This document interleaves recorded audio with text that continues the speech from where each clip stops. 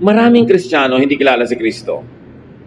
Ang kilala nila mga teachings of the Pharisees, religious traditions, and the teachings of some prophets, some disciples.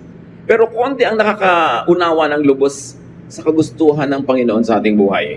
Kaya maraming tao, pag naging Kristiyano, akala nila wala na dapat fun.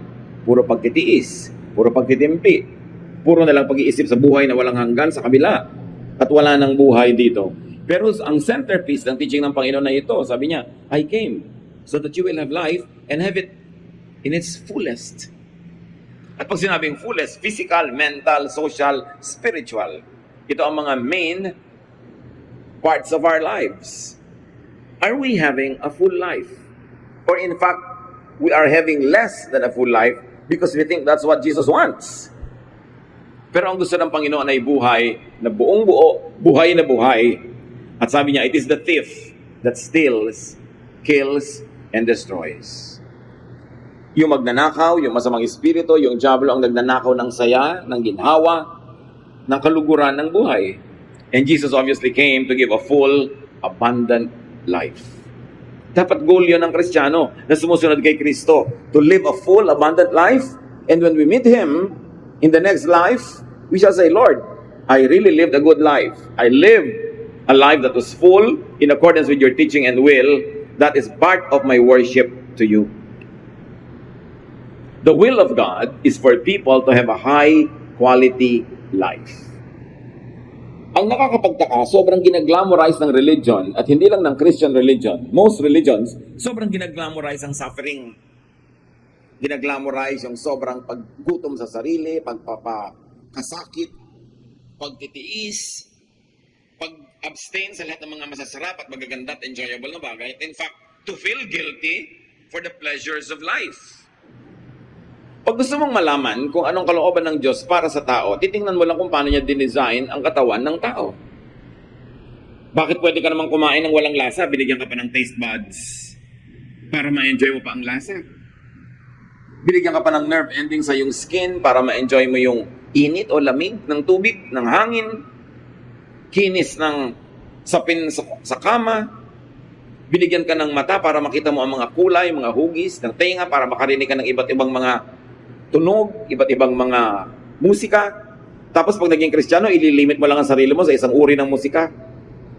Ililimit mo lang ang sarili mo sa isang uri ng pagkain, na isang diet. Parang nadadaya yung tao. Pero yan ay turo lang ng relihiyon, hindi yan ang turo ni Jesus. What we should do is to put Christ back to Christianity. The Christ who likes us to have a full life. Now, how to improve the quality of your life? May mga dapat gawin ng tao. Grade na natin ang mga sarili natin. Kung paano natin ito ginagawa ngayon. High grade ba? Low grade? So that we can do what must be done. Take care of your body. The quality of your life is determined largely by your health. Kahit gaano ka katalino, kadakila, kahit gaano katayo yung mga pangarap, at gaano karami ang pwede mong magawa sa buhay, pag na-lowbat na yung katawan mo, lowbat na lahat. Goodbye pangarap, goodbye plano, goodbye everything pag yung katawan humiga na at hindi na makakilos. 1 Corinthians 6:19, you surely know that your body is a temple where the Holy Spirit lives. Kaya dapat alagaan, mahalin, bigyan ng sapat na nourishment, eat healthful food. You are what you eat. Pag nakaharap sa iyo ang pagkain, marami kang pwedeng pagpilian kung meron. Piliin mo yung healthful. Hindi yung masarap lang sa dila. Pero pag nalunok mo na at nasa sikmura mo na, laso na sa iyong kalusugan. Bakit mga diabetics sa matitikas ang ulo, ang kinakain pa rin sweets? Mga hypertensive people, ang kinakain pa rin taba, animal fats. Hindi mabait sa katawan. Pinipili dahil oras na pumasok na sa iyong sikmura, bahagi na siya ng iyong katawan, bahagi na ng iyong kalusugan, o magdadala sa'yo ng sakit. Kaya sila Shadrach, Meshach, Abednego at Daniel, nung pinapakain sila ng very rich king's food sa Babylon, nung sila inakulong doon, anong sabi sa Daniel 1:12? Sabi nila sa bantay, let us have only vegetables and water at mealtime. Hindi naman siguro laging vegetable and water lang ang healthful, pero yun lang ang choice nila. Otherwise, other than that, yung very rich foods na of the king. 1 Kings 19:7, nung ang propeta ay sobrang nanghina na, sa gutom, sa pagod, at gusto na niyang mamatay, nakatulog siya. Soon, the Lord's angel woke him again and said, "Get up and eat, or else you'll get too tired to travel." Depressed pala siya, gusto na niyang mamatay, gutom lang ang dahilan. Dahil nung kumain na siya, nabusog na iba na uli ang pananaw. Naglingkod na uli sa Diyos. Merong mga tinatamad na sa buhay, gusto nang mamatay, o tinatamad na sa ministry. Gutom lang yan. Gutom ng katawan, o gutom ng emosyon, o gutom ng espiritu. Alam na naman natin ito lahat, no? Eat healthful foods, exercise, move your body, work. The Lord designed the body to move. Kaya may mga joints, may mga ligaments, may muscles, may tissues. The body is always healthier when it is moving correctly. Kaya sabi sa 1 Timothy 4:8, physical training is of some value. May halaga. Ang pagkilos ng katawan, ang pagsasanay. So you exercise, but you also never forget to play. Malaking relaxation ang idinudulot ng play para balance. Pero huwag naman puro play. Dapat work, exercise, play. Hindi kailangan laging makatuturan ang ginagawa. Pag na-enjoy mo siya, nasa-setback ang panahon ng iyong pagtanda. Yung mga sakit mo, nababawasan. Ang kalusugan mo, nadadagdagan whenever you are enjoying. Relax. Fatigue and stress opens one's life to so-called demons. Pag ang tao sobrang fatigued, sobrang stressed sa trabaho, sa opisina, sa workplace, maraming naiisipang mga kung ano-anong mga hindi magagandang bagay na paglalaroan ng mga masasamang espiritu ang isip ng taong laging pagod, nadadaya, nade-depress, natuturoan ka maging magagalitin, mga nawawalan ka ng gana sa buhay, pagod lang pala. Si Haring Saul, sa sobrang stress ng buhay niya, sinabi, ginulo siya ng masasamang espiritu. Bumukas ang buhay niya para siya magulo ng masasamang espiritu. 1 Samuel 16:23, whenever the evil spirit from God bothered Saul, David would play his harp. Saul would relax and feel better, and the evil spirit would go away. Pansinin niyo mga kapatid, hindi muna umalis yung evil spirit, tapos dahil umalis, nakarelax tuloy si Saul. No. Nandun yung evil spirit, pero nung siya'y nag-relax, nung bumuti ang pakiramdam, hindi natiis ng evil spirit, umalis. Kasi ayaw ng evil spirit makipisan sa taong relax, masaya, at payapa. Parang ipis, ayaw niyang pumunta sa kusinang malinis. Nahihilang siya. So kung ikaw'y tahimik, payapa, relax, ayaw sa'yo ng evil spirit. Kasi mahirap kang dayain, mahirap kang galitin, mahirap kang takutin. Ba't siya magpapagod? E di ang pupuntahan na niya yung madaling inisin, galitin, paggawain ng masama, yung stressed. Kaya pag stressed ka, gutom, pagod, di ba ang daling uminit ng ulo? Ang dali mong humanap ng away. Ang dali mong mapasuong sa maraming mga gulo. Kaya dapat ang tao marunong mag-relax. Remember ha, balance. Yung iba no, wala nang ginawa kundi mag-relax. Masama rin yun. Improve the quality of your life. Nourish your mind. Payamanin ang isip, patalinuhin. Dagdagan ng alam. Luke 2:52, Jesus grew in wisdom. Pati siya nag-grow sa wisdom. Hindi niya nandun agad lahat yung wisdom. Dumating sa tamang panahon. At tayo din dapat we must grow in wisdom. Ang pananaw mo patuloy na nag-i-improve, tumataas, naiiba. What you don't know could subtract from your happiness. What you don't know could in fact hurt you. So dapat alam mo ang dapat malaman. Now how else do you nourish your mind? You detoxify your mind from negative thoughts. Kung may maruming pagkain at panis sa pagkain sa loob ng refrigerator, itinatapon mo yon. Hindi yun dapat nasa loob. Kung may nabubulok na bagay sa kusina mo, itatapon mo yon. Hindi dapat nandun. May maruming bagay sa iyong higaan, aalisin mo yun doon. Ano ang dapat mong gawin sa maruruming isipin na nasa iyong utak? Dapat palayasin. Kuminsan yung utak natin tahanan ng napakaraming impakto. Nginangat-ngat yung utak mo, tinatadyakan, kinukurot, sinasaksak. Ephesians 4:31. Get rid of all bitterness, rage, and anger, brawling and slander, along with every form of malice. Sabi niya, paalisin nyo sa utak nyo yung mga kung ano-anong mga negative thoughts, galit, puot, yung pait ng buhay na ang tagal lang nangyari, ayaw pang limutin, inaalagaan mo pa yung thought ng pait na yon. Paninirang puri, pakikipag-away, malisya, alisin mo lahat yan. Dahil bago mo yan magamit na manakit ng iba, ikaw ang unang nasasaktan. Kung hindi ka banal para magpatawad, magpatawad ka dahil matalino ka. Dahil alam mo na ikaw ang unang nasisira ng galit. So detoxify your mind from anger, from fear. Maraming takot na sumisira sa ating diskarte. Hindi mo pa naman alam, takot pa na. 1 John 4:18, there is no fear in love, but perfect love drives out fear.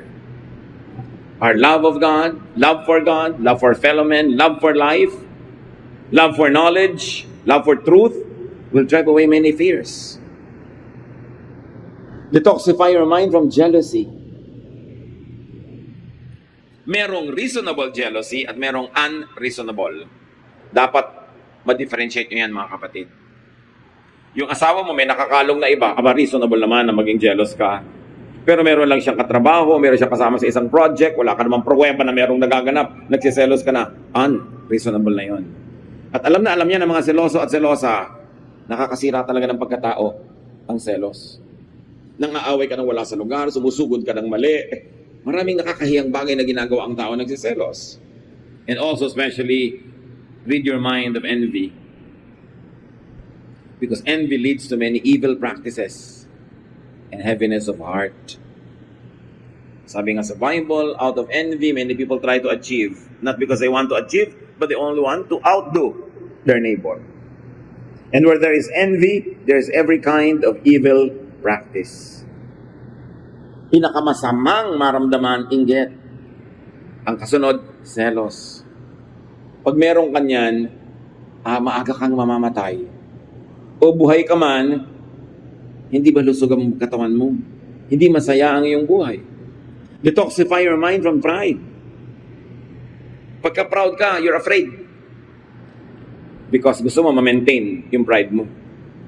Natatakot kang matalo, natatakot kang madaig, maungusan, natatakot kang makita ang iyong kahinaan dahil hindi ka na magiging proud. Malaking amoy ang pride. The less pride you have, the more free you are. Kaya ang taong proud, hirap na hirap i-maintain yung kanyang kalagayan para siya manatiling proud. 1 John 2:16, the pride of life comes not from the Father, but from the world. So alamin natin, hindi yan galing sa Panginoon. Bakit mo entertainin sa iyong buhay? How else do you nourish your mind? Be optimistic. Be positive. Napipili naman You can be negative, but you can also be positive. Why choose to be miserable? Why choose to be negative? Why choose to be kontrabida? Romans 8:28, we know that God is always at work for the good of people, of everyone who loves Him. So meron kang isang pangarap na hindi natuloy. Meron kang gustong nabigo. Meron kang hinahangad na hindi naging sayo. Pag nagtitiwala ka sa Diyos, iko-quote mo ang Romans 8:28. I don't understand it, I don't even agree with it, but because I love God, then what is happening in my life was allowed by God for my own good. And I will hold on to that, and I will believe that, and I will have peace. Yan ang tinatawag na positive thinking, na scripture-based. Kasi sinabi, kung mahal mo na ang Diyos, lahat ng papayagan niya maganap sa iyo, yun ang ikakabuti mo. Kahit hindi mo naiintindihan agad. Kahit yung kabaligtaran, ang gusto mo sanang mangyari. Pero dahil mahal mo ang Diyos, hindi niya papayagan na yung hindi best ang mangyari sa iyo. Yung palang gusto mo, hindi yun ang best. Hindi mo lang alam. So we have already said, rest and relax. That's very important. Sinabi natin kanina, main focus ng ministry ni Lord, yung bigyan tayo ng full life. May kakambal yun, itong Matthew 11:28 to 29. If you are tired from carrying heavy burdens, come to me, and I will give you rest. Take the yoke I give you, put it on your shoulders, and learn from me, for I am gentle and humble, and you will find rest. So you see, again, Jesus goes back to a full life, a restful life. Pag i-define natin, ano ba talaga ang ministry ni Jesus? Liban sa iligtas tayo sa kabilang buhay. Iyon ay bigyan tayo ng masagana, tahimik, payapa, at relaxed na buhay dito sa lupa. Yun ang ministry niya. This is the ministry of Jesus. This must be the ministry of Christians. But if you will behave like the Pharisees, how can anyone relax? Pag lagi ka nagja-judge, lagi ka nakabantay sa kasalanan ng iba, usig ka ng usig, bungkal ka ng bungkal ng mga itinatago ng tao, who can relax? They cannot and you cannot. Therefore, hindi work ni Jesus yan. Dapat restful. Ang behavior natin yung nagbibigay sa atin ng maximum rest and also to people who are near us. Hindi nakakapagod kang kasama. Nakakailang kang kasama kasi sakal na sakal ang kasama mo, hirap na hirap. Performing because you're expecting perfection. How can you relax when you're trying to be perfect? How can you relax when people are forced to be like perfect in your presence? Kaya dapat ang tao marunong mag-control ng kanyang mga sariling kilos para hindi lang siya, pati kapwa niya, rested. According to scientific findings, your body cells obey your brain. Kaya yung brain mo, pag determined siya na sabihin, nagagaling ako, sumusunod yung cells. At yun ang tinatawag natin in a spiritualized tempo na faith. Faith heals. When you have faith, you believe in it. That's the content of your brain. Your cells will obey. Kaya yung brain mo, pag sabing, I am relaxed, I'm going to relax, sumusunod yung katawan. Subukan mong biglang nervousin, naninigas ang muscles mo, tumataas ang blood pressure mo, sumusunod din yung cells. Sumusunod at cellular level ang katawan mo sa mga nararamdaman ng iyong emosyon. So kung gusto mo na mabuti ang kalagayan ng katawan mo at cellular level, begin with your thoughts. Because it begins there. You say, don't matter what happens, I will be relaxed. Uuwi ako sa bahay, anong ine-expect kong gulo ng bahay, anong ine-expect ko na hindi nasunod na instruction ko ng kasambahay, anong ine-expect ko na abutan ko, basta I'm deciding even when I get home, nothing will move me. When you decide that way, magalit ka man ng ano nakakagulat, konti lang, hindi sobra. That's why you always decide beforehand how you would react to a situation. Ano man ang reaction ko ngayon na submission ng mga grades sa mga bata, hindi ka-graduate ang anak ko dahil may bagsak, I will decide on how I will react. So that when that happens, yung katawan mo, susunod na lang. May plano ka dapat. It all begins with the thought. Kaya ang sabi sa Romans, be changed by the renewing of your mind. It begins there. Think beautiful, positive, healing thoughts. Hindi yung pastor, tito, sabi ng mga Facebook pamangkin ko. Lagi po ako nananaginip ng mga kung ano-anong mga nakakatakot. Bakit po kaya? Simple lang yan. Yan ang iniisip mo habang gising ka. Nagre-reply lang pag nakatulog ka. Palitan mong iniisip mo at mapapalitan na napapanaginipan mo. Kinakausap po yata ako ng Diablo. Hindi. Guni-guni mo yung kumakausap sa'yo. Sino ka naman para kausapin ng Diablo? Ang special mo? 7 bilyon ng tao sa planeta, ikaw kakausapin? Guni-guni mo yan. Kasi lumilikha ka sa isip mo ng mga senaryo na kinakausap ka niya. So, pagkatulog ka na, nawala ng control, hindi mo na mabantayan yung takbo ng utak mo dahil tulog ka, itutuloy ng utak yung kanina'y lagi mong iniisip. Kaya mga nanaginip po ako na asawa ko nagtataksil sa akin. Yan siguro, iniisip mo lagi. Saan naman kukuha yung utak mo ng mapapanaginipan? Sa utak ng iba? Pwede yon kung lagi mo siyang kausap. Maililipat niya sa'yo. Malaki ang bahagi ng utak. At Diyos ang may bigay niyan. Kaya dapat natin unawain yung faith. Unawaan natin how it works. Sabi sa Philippians 4:8, Keep your minds on whatever is true, pure, right, holy, friendly, and proper. Don't ever stop thinking about what is truly worthwhile and worthy of praise. So iniisip mo yung biyanan mo. Pag nagkaroon ka ng kapangyarihan, gagawin mo isang ipis. Pero worthwhile ba yung iniisip mo?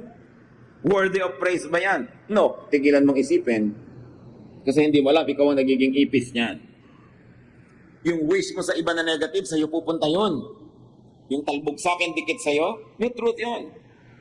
Marami kong minsan mga kapestihan ang nangyayari sa buhay mo kasi yun ang wish mo for others. Kasi yung wish mo, matutupad yon. Kasi iniisip ng utak mo. May isang hiwaga na hanggang ngayon hindi pa maarok ng mga scientists. Bakit nga ba natutupad ang iniisip ng tao? At kahit sa mga ancient myths, ancient legends, ay may mga ganyan. Yung may lalabas na genie sa bote, sabi ng genie, your wish is my desire, is my command. So magwi-wish ka, matutupad. Merong if you wish upon a star, nagwi-wish ka sa star. Nagwi-wish ka sa bulalakaw. Diba? Nagwi-wish ka kung saan-saan, sa wishing well. Bakit umuso yung mga yan? Sa palagay nyo, walang basihan? Kasi nahalata ng mga tao over time, nakolekta ang knowledge ng mga tao from generation to generation, na pag-wish ka nga ng wish, natutupad. Because there is power in prayer. And a wish is really a prayer. Kaya bantayan nyo rin kung ano wini-wish nyo, kung ano pinagpe-pray nyo, dahil baka matupad. Paano kung hindi ka pala handa sa magiging bunga ng pagkakatupad nun?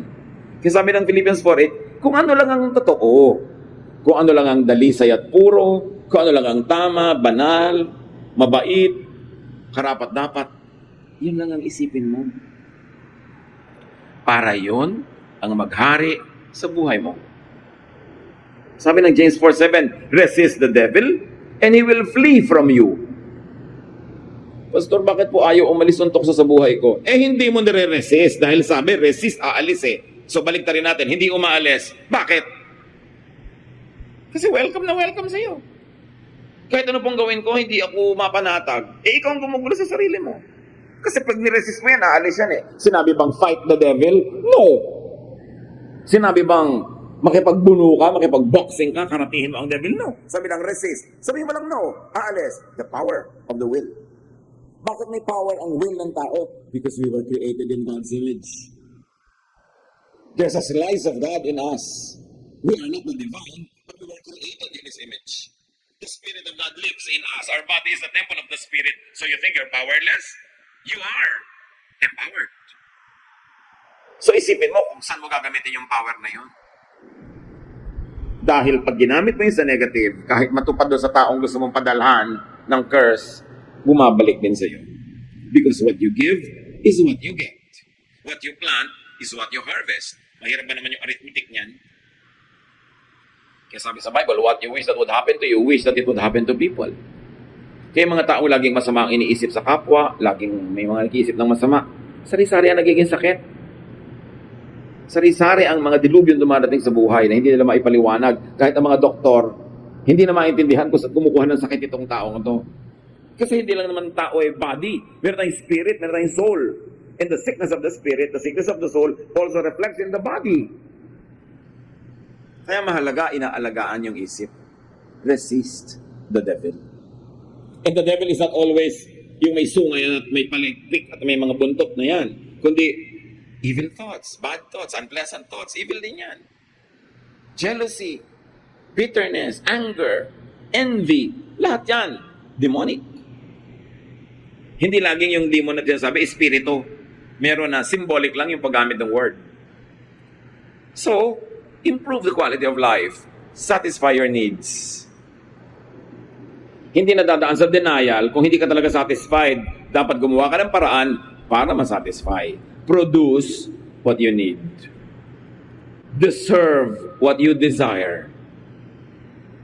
And produce more than you need.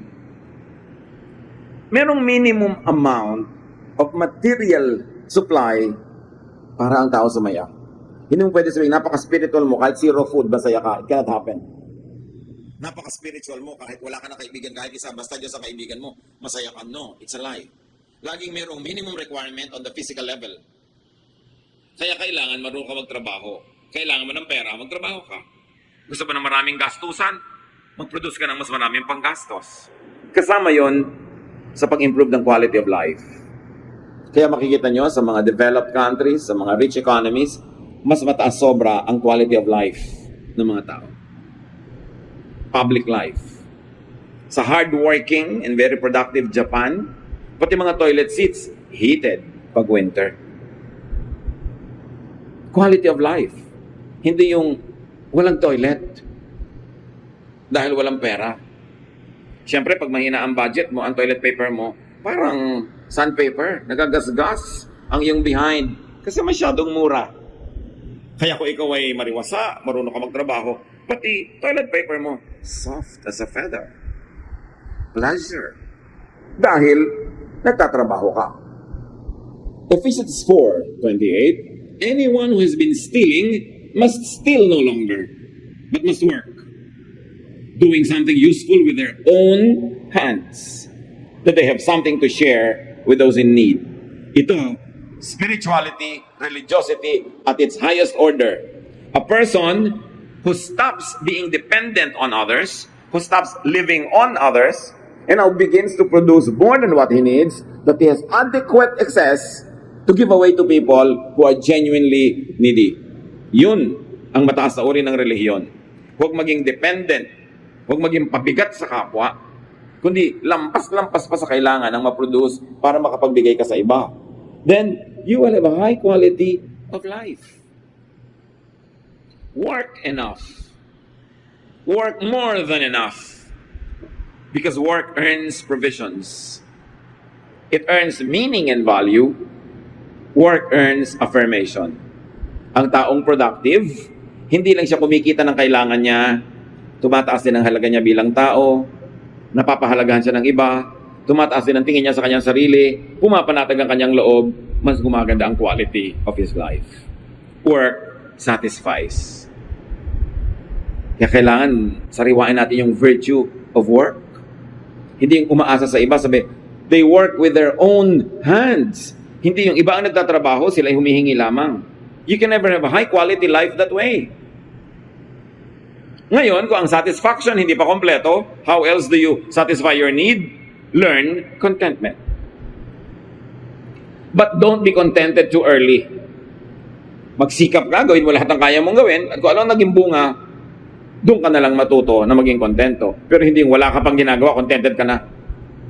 Kailangan, sa may dulo-dulo yun, when you have already done your best. 1 Timothy 6:6, but godliness with contentment is great gain. Philippians 4:12, I have learned the secret of being content in any and every situation. Paano mo guguluhin ang taong marunong turuan ng sariling makontento? Yung sinasabi ng mga matanda, habang maikli ang kumot, matutong mamaluktot. Eh maliit yung kumot mo, defold your knees and paliitin mo yung katawan mo para magkasya yung kumot mo. Hindi pagpipilitan mong kulang, sa wala eh. Gagawa ka ng paraan. Teach yourself to be contented. Improve the quality of your life. Nourish your soul, your feelings, your emotion. It is unseen, it is invisible, but it nonetheless is so real as the physical body. Give importance to what and how you and others feel. Mahalaga ang feelings. Okay. Matatagdagan ang kita mo, pero magkakalayo kayo mag-asawa sa pagtatrabaho mo. Nag-improve ang bulsa, pero ano nangyari sa feelings? Ano nangyari sa iyong feeling? Is it worth it? May madadagdag na halaga sa inyong income. Is it worth all the lonely nights? Is it worth all the aloneness? And is it worth being tempted to find even just temporary comfort in another person's arms? Yung gobyerno natin, pag ipinagmamalaki yung kita ng mga OFW, pag ipinagmamalaki kung gaano pinatitibay ng OFW remittances ang ating local consumption and economy, hindi nila sinusukat yung emotional state of the people. Hindi naman kasi lumalabas yan sa mga GDP, hindi lumalabas yan sa mga GNP, hindi lumalabas sa mga balance of payments of a nation. But what is the social cost of all the separation?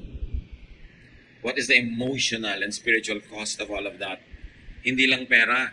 Sabi ni Jesus, man does not live by bread alone, by money alone. May mga iba pang mahalaga. So ang tao marunong dapat magsukat. Feelings are important. So do your best to feel good, not bad. Makikipag-away ka sa boyfriend mo, hindi ka rin naman makatulog, balisang-balisa ka, siya rin balisang-balisa. Is it worth it? Both of you don't feel good. So why don't you forget your foolish pride? Text ka, bati na tayo. Sabi niya, oh sige, love you. Biglang sumaya na uli kayo. Kung minsan isang text lang, sasaya ka na. Bakit mo pinapahirapan ang sarili mo? Dahil sa pride, gusto mo mauna siya, ayaw mo magmukhang ikaw yung natalo. But remember, feeling good must be prioritized. Don't do too many things that make you feel bad. Especially kung inimbento mo yung feeling na yun, ikaw ang may dahilan. Ecclesiastes 7:14, when times are good, be happy. Balik na rin natin, if you are not happy, make the times good. Umimbento ka ng saya, pagandahin mo ang sitwasyon. Mag-asawa kayo, hindi kayo nagkikibuan, kaya kitid-kitid ng kaman nyo. Huhulog na kayo sa dalawang gilid, huwag lang magkadikit ang mga paan nyo. Why feel bad when you can feel good? Why be foolish when you can end an emotional warfare? Sometimes with just a word, a hug. Minsan isang tasang kape lang, yun lang pala, okay na. Pero bakit papatagalin ang mga away? Ba't mahihirapan ng emosyon? Tuwing nahihirapan ng emosyon, may nasisirang bahagi ng iyong katawan. At kung minsan hindi na yun nare-repair. Nourish your soul and your feelings and your emotion. Be with people you like. Be with people you love. May magtatanong sa akin, Tito, ang taas-taas po ng sweldo ko dito sa office ko, pero impyerno, everyday impyerno. Sumasakit na ang tiyan ko, sumasakit ang ulo ko, nagkaka-migraine ako lahat na, pero ang laki-laki po ng kita. So, computein mo. May halaga din ang iyong emosyon. Lagyan mo yan ng presyo. So, tingnan mo, baka lugi ka pa sa bottom line. Pag sinubtract mo yung kalugihan mo emotionally, dapat ang tao masaya. At hanggat kaya mo, sumama ka, kasamahin mo sa'yo yung taong gusto mo. Kaya mahalaga ang tao economically independent. Na meron kang pera, meron kang kapangyarihan, napipili mo ang kasama mo. Nai-improve ang quality of life pag productive ka. Kasi hanggang doon, napipili mo yung teammate, napipili mo yung ayaw mo dyan, yung gusto mo. Ecclesiastes 9:9, enjoy life with your wife or whoever. Maybe your friend, maybe your mother, whom you love all the days of this meaningless life that God has given you under the sun, all your meaningless days. For this is your lot in life and in your toilsome labor under the sun. Sabi, ang tanging share mo sa buhay na ito na napakaraming hirap, maraming balakid, maraming problema, is to enjoy life with someone you love. Tapos yung someone you love pa, yung pinaka-love mo, 30 years na kayo hindi magkasama dahil sa paghihiwalay para kumita ng pera. Naghihiwa-hiwalay ang mga pamilya. Is it worth it? Ano ba yung pangarap mo? Hindi na ba pwedeng matupad dyan na magkasama kayo? Kailangan ba talaga maghiwalay pa? Yung pangungulila, yung lungkot, yung pag-aalala, is it worth all the benefits of whatever people would like to get far away from the people they love? Be with people you love. Be with people you agree with. Be with people who agree with you. Piliin nyo yun. Meron po kaming kabarkada, laging nakakontra. Ano pong gagawin ko? Tanggalin mo sa listahan ng barkada nyo. Hayaan mo markada siya sa kamukha niya yung ugali na hindi niya kukontrahin. Kaya kanya kinukontra, magkaiba kayo na ugali. Ba't magpipilit kayo magsama? Sabi sa Amos 3:3, do two walk together unless they have agreed to do so? The answer is no. Two people don't walk together when they don't agree with each other. It's as simple as that. Kaya, Tito, ano pong dapat kong hanapin na quality bago ko pakasalan yung boyfriend ko? Lagi siya dapat agree sa'yo, pamangkin. Pag lagi kanya kinukontra, huwag mo siya pakasalan. All your life, kontrahan. Diba? Love na love ko po. Di ikaw mag-agree sa kanya. Kaya mo. Upo, kasi ang ganda ng muscle niya. O pues, mag-agree ka lagi. Maganda naman pala yung bicep. Pero huwag kang pakasal, tapos kukontra ka ng kukontra. Impernong buhay yon. Paano po kung asawa ko na hindi ko na mapalitan? Pues, ang palitan mo na lang yung ugali mo. Mag-agree ka na lang para tahimik. Pero hindi pwede, tandaan nyo to, hindi pwede na ipagpipilit ninyo magsama tapos magkukontrahan kayo everyday. Impyerno yon. Hintayin na lang mamatay kayo bago kayo pumunta sa impyerno. Hindi yung buhay po kayo, nandun na kayo. Ba't ka i-invento ng gulo sa buhay mo? May kaibigan ka, laging kumukontra, edi magpalit ka ng kaibigan. Pero hindi kasi yung relationship namin very mutually rewarding. Pues, matuto kayo mag-agree with each other. But remember, hindi pwede na nandyan pero kontrahan kayo ng kontrahan. Sisirain nyo ang isa't isa. Laugh a lot. It's free medicine. At napatunayan na ng maraming researches, marami talaga napapagaling ng mga sakit ang katatawa. Huwag lang sobra. Dahil baka sa ibang ospital ka madala, sa Mandaluyong. Diba? Pero, kailangan ang tao marunong tumawa. Proverbs 17:22, if you are cheerful, you feel good. So it's good to be cheerful. What if you don't? What if you're not cheerful, you don't feel good? Then be cheerful. Remember this, you cannot always be happy, but you can always be cheerful. Hindi naman lahat ng nangyayari sa buhay nakakatuwa, di ba? Pero mapipili mo yung cheerful response kesa doon sa bitter response. Hindi mo naman mapapalitan. Useless na labanan mo pa, tanggapin mo na lang. You've got to enjoy life. That's what Jesus wants you to have. Enjoyment. Sabi ni Solomon na hindi naman aksidenteng pinakamatalino ng tao sa balat ng lupa. Ecclesiastes 8:15, so I commend the enjoyment of life, because there is nothing better for a person under the sun than to eat and drink and be glad. Then joy will accompany them in their toil all the days of the life God has given them under the sun. Sinabi ba niyang magtimpi, magtiis, no? Sabi niya, mag-enjoy ka. Yan lang ang makikita mo sa buhay na ito. Maraming problema, maraming sakit, maraming sagabal. So tuwing kaya mo, isingit mo, ipaglaban mo, mag-enjoy ka. Nasiraan ang sasakyan, may pupuntahan kayo. Anong gagawin mo? Maghanap ka ng tindahan ng halo-halo at maghalo-halo ka. Isingit mo yung enjoyment kaysa magreklamo ka sa buhay. Always find pockets of fun.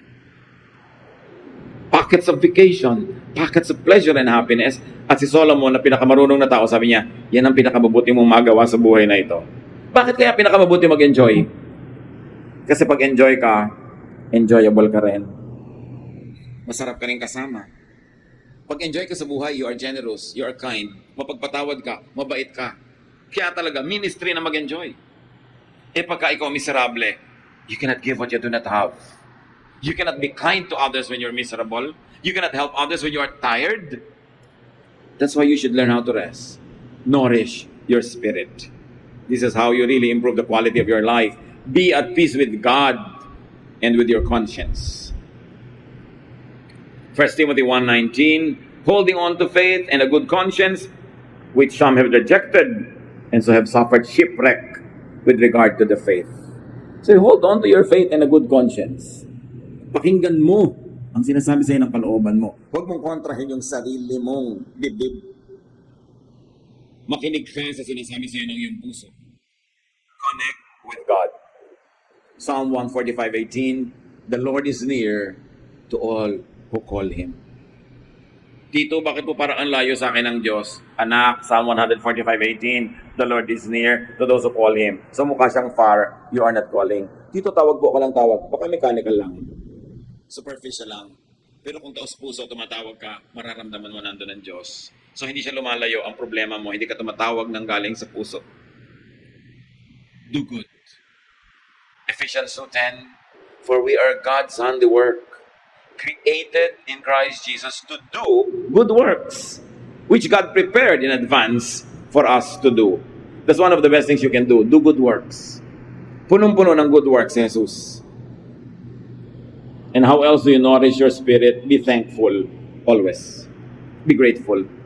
1 Thessalonians 5:18, give thanks in all circumstances, for this is God's will for you in Christ Jesus. Be thankful. Ang reklamador hindi masaya. Ang reklamador nagagalit, nasisira uli ang kanyang kalusugan. Be thankful. Learn contentment. Do your best. And when your best can do only so much, be contented with it. Improve your quality of life. And not only that, help his or her quality of life. Huwag tayo ang maging kontrabida, maging hadlang para mag-improve ang buhay nila. Tumulong tayo. Because what you do to them comes back to you. Panginoong Diyos, salamat po.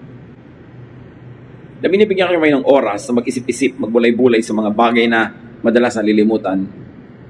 Nabubuhay na lang, naghahanap buhay, pero hindi naman masaya ang buhay. Teach us to find pockets of pleasure, happiness, and fun, even in moments of hard work. Teach us, Lord, to see your blessing na kuminsan ay hindi obviously visible.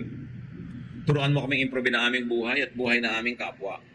Dahil ang buhay na ito'y pahiram mo, ang buhay na ito'y gusto mong maging masaya, papayapa, maliwasak, maunlad.